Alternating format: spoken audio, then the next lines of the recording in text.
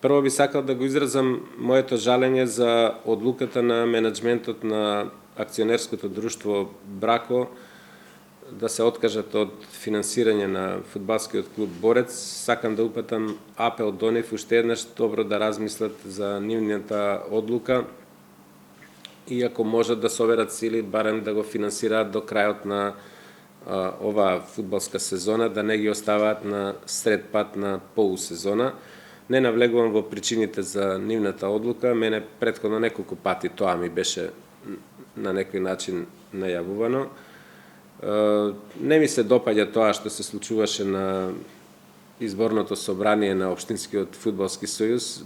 Благодарение на Баталинет имав прилика да го следам во живо, но мислам дека тоа не треба да биде причина за носење на таква радикална одлука за откажување од финансирањето на клубот, затоа што има правни постапки, се надевам, преку кои, согласно статутот на Фудбалска федерација и на Општински фудбалски сојуз, може евентуално да се закаже ново собрание, ако има толку кандидати, делегатите кои се заинтересирани да се повтори постапката и доколку статутот тоа го дозволува, но заради тоа да се откажат од финансирањето на фудбалскиот клуб Борец, мислам дека не е добро. Се согласувам дека состојбите во Фудбалската федерација години наназад, уште од времето кога покоен Дзинго беше председател, не се како што треба.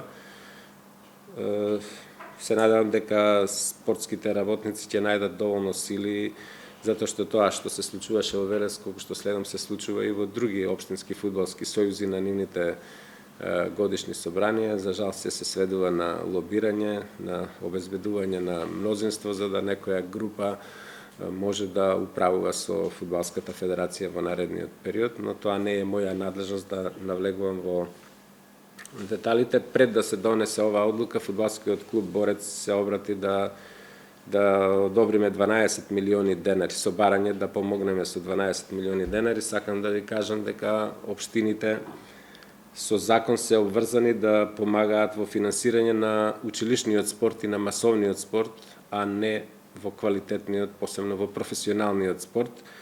За Велес да издвои средства, треба да избрише многу улици, плоштади, тротоари, водоводи, канализации, затоа што тие се парите со кои ние располагаме. За да дадеме ние пари за Борец, треба да речеме по-приоритетен ни е Борец, отколку некој водовод, канализација, улица.